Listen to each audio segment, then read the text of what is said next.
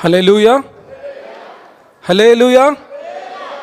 ಈ ಮುಂಜಾನೆ ಸಮಯದಲ್ಲಿ ನಿಮ್ಮೆಲ್ಲರನ್ನು ನಾನು ನೋಡೋದಕ್ಕೆ ತುಂಬ ಸಂತೋಷವುಳ್ಳನಾಗಿದ್ದೇನೆ.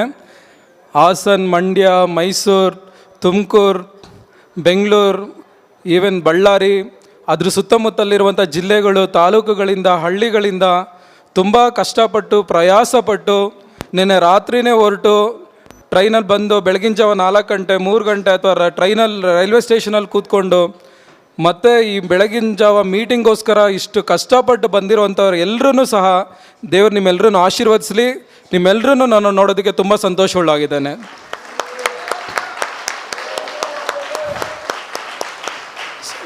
ಸೊ ನಾನು ಇವಾಗ ಈ ಒಂದು ಕೀರ್ತನೆ ಭಾಗವನ್ನು ನಾನು ಓದಿ ತಿಳಿಸೋದಕ್ಕಿಂತ ಮುಂಚೆ ಒಂದು ಚಿಕ್ಕ ಘಟನೆಯನ್ನು ನಿಮಗೆ ವಿವರಿಸಿ ಹೇಳಿ ಅದಾದ ನಂತರ ಈ ಒಂದು ಕೀರ್ತನೆ ಭಾಗದಕ್ಕೆ ಹೋಗಬೇಕು ಅಂತ ನಾನು ಯೋಚನೆ ಮಾಡಿದ್ದೀನಿ. ಎಲ್ಲರೂ ನಿಶ್ಶಬ್ದವಾಗಿರ್ತೀರಾ? Thank you.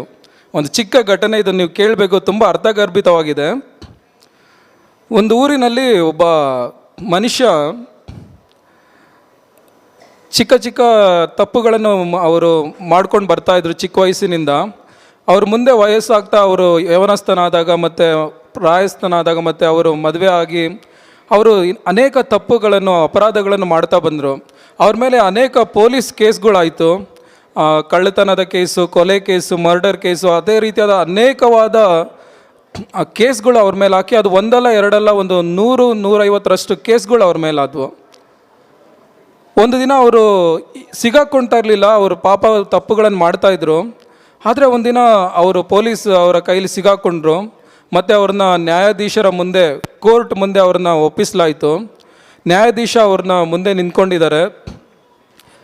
ನ್ಯಾಯಾಧೀಶ ಕೇಳ್ತಾ ಇದ್ದಾರೆ, ನೀವು ಇಷ್ಟು ತಪ್ಪುಗಳನ್ನು ಮಾಡಿದ್ದೀರಾ, ನನ್ನ ಮುಂದೆ ಇಷ್ಟೊಂದು ಕೇಸ್ಗಳು ನಿಮ್ಮ ಮೇಲೆ ಇದೆ, ಇಷ್ಟೊಂದು ಅಪರಾಧಗಳನ್ನು ಮಾಡಿದಿರಲ್ಲ, ನಾನು ನಿಮ್ಮನ್ನು ಗಲ್ಲು ಶಿಕ್ಷೆಗೆ ಗುರಿಪಡಿಸಬೇಕಾಗುತ್ತದೆ ಎಂಬುದಾಗಿ ಅವ್ರಿಗೊಂದು ತೀರ್ಮಾನ ಕೊಡೋದಕ್ಕೆ ಅವರು ಮುಂದೆ ಬಂದರು. ಆ ಸಮಯದಲ್ಲಿ ಮುಂದೆ ನಿಂತಿದ್ದಂಥ ಅಪರಾಧಿ ಆಗ ಅವರಿಗೆ ಮನವರಿಕೆ ಆಗ್ತಾಯಿದೆ, ಅಯ್ಯೋ ನಾನು ಇಷ್ಟೊಂದು ತಪ್ಪು ಮಾಡಿಬಿಟ್ನಾ, ನನಗೆ ಗೊತ್ತೇ ಇರಲಿಲ್ಲ, ನಾನು ಈ ತಪ್ಪು ಪಾಪಗಳನ್ನು ಮಾಡಿದ್ರಿಂದ, ಅಪರಾಧಗಳನ್ನು ಮಾಡಿದ್ರಿಂದ ಈ ಥರ ನಾನು ಮರಣನೇ ಹೊಂದಿಕೊಳ್ತೇನೆ ಅಥವಾ ನಾನು ಗಲ್ಲು ಶಿಕ್ಷೆಗೆ ಗುರಿಯಾಗುತ್ತೇನೆ ಅಂತ ಒಂದು ಭಯ ಇರ್ದಲೇ ನಾನು ಇಷ್ಟೆಲ್ಲ ಪಾಪಗಳನ್ನು ಮಾಡಿಬಿಟ್ನಾ ಅಂತ ಅವರು ತುಂಬ ದುಃಖ ಪಡ್ತಾ ಇದ್ದಾರೆ, ಪ್ರಾಯಶ್ಚಿತ್ತ ಪಡ್ತಾ ಇದ್ದಾರೆ. ಆ ಒಂದು ಕಟಕಟ್ಟೆ ಮುಂದೆ ನಿಂತ್ಕೊಂಡು ಅವ್ರಿಗೆ ತುಂಬ ನೋವಾಗ್ತಾ ಇದೆ. ಅವರು ಅಳ್ತಾ ಇದ್ದಾರೆ ಮನಸ್ಸಲ್ಲಿ, ಅಯ್ಯೋ ದೇವರೇ, ನನ್ನನ್ನು ಇದರಿಂದ ಬಿಡಿಸುವವರು ಯಾರು? ನನ್ನ ಇಷ್ಟೆಲ್ಲ ಪಾಪಗಳಿಂದ, ಈ ಥರ ಅಪರಾಧಗಳನ್ನು ಮನ್ನಿಸುವಂತಹ ಯಾರಾದರೂ ಇದ್ದರೆ ಯಾರು? ನಾನು ಏನು ಮಾಡಬೇಕೀಗ ಗೊತ್ತಿಲ್ವೇ ಅಂತ ಅವರು ಅವಾಗ ಗೋಳಾಡ್ತಾ ಇದ್ದಾರೆ, ಅಳ್ತಾ ಇದ್ದಾರೆ, ಪ್ರಾಯಶ್ಚಿತ್ತ ಪಡೋದಕ್ಕೆ ಅವಾಗ ಪ್ರಯಾಸ ಪಡ್ತಾ ಇದ್ದಾರೆ. ಇದನ್ನು ಮನಗೊಂಡಂಥ, ಮನವರಿಕೆ ಮಾಡಿಕೊಂಡಂತಹ ನ್ಯಾಯಾಧೀಶರು, ಸರಿ ಈ ಒಂದು ನ್ಯಾಯ ತೀರ್ಪನ್ನು ನಾನು ಮುಂದಿನ ದಿನಕ್ಕೆ ಅಥವಾ ನಾಳೆ ದಿನವೇ ನಿಮಗೆ ಗಲ್ಲು ಶಿಕ್ಷೆ ಉಂಟಾಗುತ್ತದೆ ಎಂಬುದಾಗಿ ಹೇಳಿ ತೀರ್ಪನ್ನು ಕೊಟ್ಟು ಅವ್ರನ್ನ ಕಳಿಸ್ಬಿಡ್ತಾರೆ.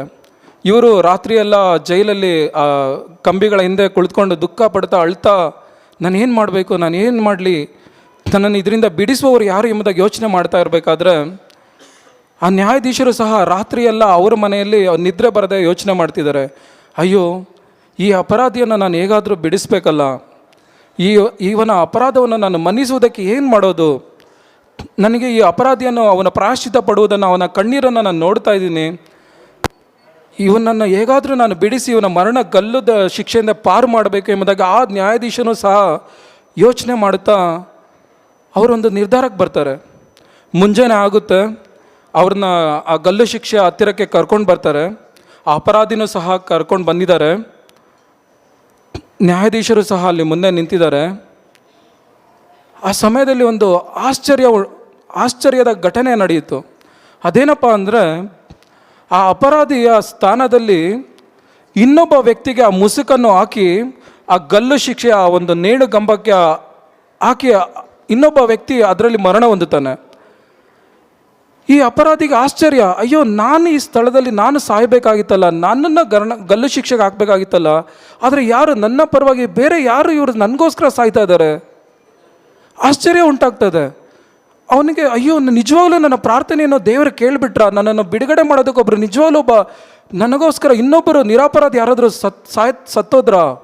ಎಂಬುದಾಗಿ ಇವನು ಆಶ್ಚರ್ಯಗೊಳ್ತಾ ಕೇಳ್ತಾನೆ. ಅದಾದ ನಂತರ ಆ ನ್ಯಾಯಾಧೀಶರ ಬಳಿ ಬಂದು ಕೇಳ್ತಾರೆ, ಸ್ವಾಮಿ, ಮಹಾಸ್ವಾಮಿಯವರೇ, ನಾನು ಸಾಯ್ಬೇಕಾಗಿತ್ತಲ್ಲ, ನನ್ನನ್ನು ಗಲ್ಲು ಶಿಕ್ಷೆಗೆ ಹಾಕ್ಬೇಕಾಗಿತ್ತಲ್ಲ, ಯಾರು ಇವರು? ನನ್ನ ಪರವಾಗಿ ಇವ್ರು ಸತ್ತೋಗ್ತಾ ಇದ್ದಾರೆ, ಯಾರು ಇವರು ಅಂತ ಕೇಳಿದಾಗ ಆ ನ್ಯಾಯಾಧೀಶ ಹೇಳ್ತಾರೆ, ಮಗನೇ, ಹೌದು, ನೀನು ನಿನ್ನ ಅಪರಾಧದಿಂದ, ಪಾಪದಿಂದ, ತಪ್ಪುಗಳಿಂದ ಸಾಯಬೇಕಾದಂಥ ಪರಿಸ್ಥಿತಿ ಇತ್ತು. ಆದರೆ ನಾನು ನಿನ್ನನ್ನು ಕರುಣಿಸಿ ನಿನ್ನ ಬದಲಾಗಿ ನನ್ನ ಸ್ವಂತ ಮಗನನ್ನೇ ಈ ಗಲ್ಲು ಶಿಕ್ಷೆಗೆ ಗುರಿ ಮಾಡಿ ನಿನ್ನನ್ನು ಉಳಿಸಿದ್ದೇನೆ ಎಂಬುದಾಗಿ.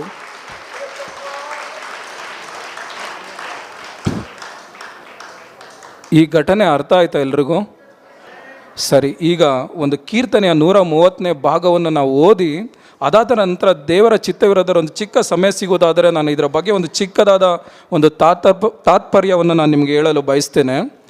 ಈ ಕೀರ್ತನೆಯನ್ನು ನಾನು ಓದುವಾಗ ತಾವೆಲ್ಲರೂ ಸಹ ತಮ್ಮ ಬಾಯಿಗಳನ್ನು ತೆರೆದು ನನ್ನೊಂದಿಗೆ ಉಚ್ಚಾರ ಮಾಡಬೇಕು, ಆಯಿತಾ?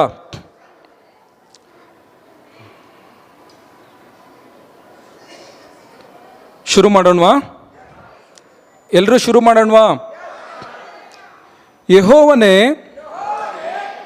ಶಬ್ದವಾಗಿ, ಇನ್ನೂ ಶಬ್ದವಾಗಿ, ಯೆಹೋವನೇ ಜಲಗಾಧದಲ್ಲಿದ್ದು ನಿನ್ನನ್ನು ಕೂಗಿಕೊಳ್ಳುತ್ತೇನೆ. ಕರ್ತನೇ, ನನ್ನ ಮೊರೆಯನ್ನು ಕೇಳು, ನನ್ನ ವಿಜ್ಞಾಪನಾ ಶಬ್ದಕ್ಕೆ ಕಿವಿದರೆ. ಕರ್ತನೇ, ಯಾಹುವೇ, ನೀನು ಪಾಪಗಳನ್ನು ಎಣಿಸುವುದಾದರೆ ನಿನ್ನ ಮುಂದೆ ಯಾರು ನಿಂತಾರು? ಕರ್ತನೇ, ಯಾಹುವೇ, ನೀನು ಪಾಪಗಳನ್ನು ಎಣಿಸುವುದಾದರೆ ನಿನ್ನ ಮುಂದೆ ಯಾರು ನಿಂತಾರು? ನೀನು ಪಾಪವನ್ನು ಕ್ಷಮಿಸುವವನಾಗಿದ್ದರಿಂದ,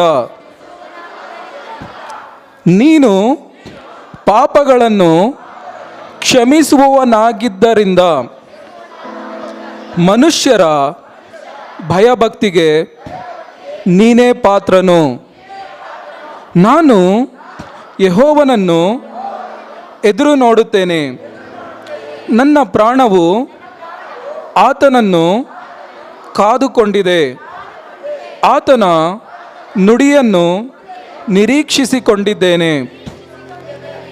ಕಾವಲುಗಾರರು ಬೆಳಗಾಗುವುದನ್ನು ಮುನ್ನೋಡುತ್ತಾರಲ್ಲ.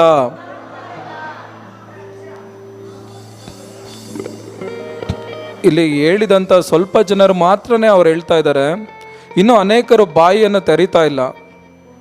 ತುಂಬ ದುಃಖಕರವಾದ ವಿಷಯ ಇದು. ಒಂದು ಜೀವವುಳ್ಳ ಸತ್ಯವಾದ ವಾಕ್ಯಗಳು.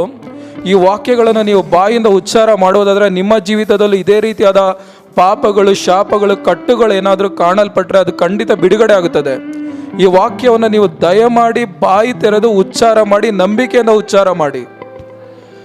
ಕಾವಲುಗಾರರು ಬೆಳಗಾಗುವುದನ್ನು ಮುನ್ನೋಡುತ್ತಾರಲ್ಲ. ಕಾವಲುಗಾರರು ಬೆಳಗಾಗುವುದನ್ನು ಮುನ್ನೋಡುವುದಕ್ಕಿಂತ ವಿಶೇಷವಾಗಿ ನನ್ನ ಅಂತರಾತ್ಮವು ಕರ್ತನನ್ನು ಮುನ್ನೋಡುತ್ತದೆ. ಇಸ್ರಾಯೇಲೇ, ಯೆಹೋವನನ್ನು ಮುಂಗಾದಿರು. ಯೆಹೋವನು ಕೃಪಾಸಂಪನ್ನನು. ಪಾಪ ವಿಮೋಚನೆಯು ಆತನಿಂದಲೇ ದೊರಕುವುದು.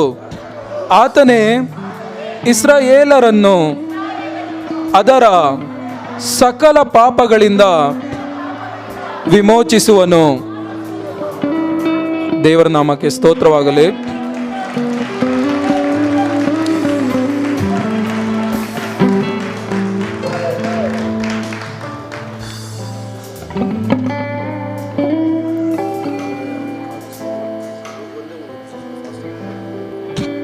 ನಾವು ಈ ಸಮಯದಲ್ಲಿ ನಾವು ಈ ವಾಕ್ಯವನ್ನು ಕೇಳಿ ತಿಳ್ಕೊಂಡ ಪ್ರಕಾರ, ನಾನು ಮುಂಚೆ ಈ ಒಂದು ಕೀರ್ತನೆಯನ್ನು ಹೇಳುವುದಕ್ಕಿಂತ ಮುಂಚೆ ಒಂದು ಘಟನೆಯನ್ನು ತಿಳಿಸಿದೆ.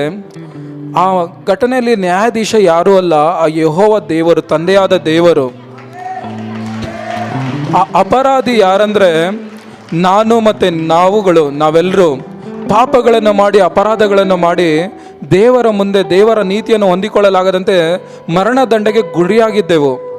ಆಗ ತಂದೆಯಾದ ದೇವರು ಅಂದರೆ ನ್ಯಾಯಾಧೀಶನು ತನ್ನ ಒಬ್ಬನೇ ಕುಮಾರನನ್ನು ಒಬ್ಬನೇ ಕುಮಾರನು ಅಂದರೆ ಯೇಸು ಕ್ರಿಸ್ತನು ತನ್ನ ಒಬ್ಬನೇ ಕುಮಾರನನ್ನು ನಮಗೋಸ್ಕರ ಕಳುಹಿಸಿ, ನಾವು ಸಾಯಬೇಕಾಗಿದ್ದಂಥ ಸ್ಥಳದಲ್ಲಿ ತನ್ನ ಮಗನನ್ನು ಶಿಲುಬೆಯಲ್ಲಿ ಹಾಕಿ ಜಡಿದು ರಕ್ತವನ್ನು ಸುರಿಸಿ ತನ್ನ ಪ್ರಾಣ ತ್ಯಾಗವನ್ನು ಮಾಡುವಂತೆ ಮಾಡಿದನು.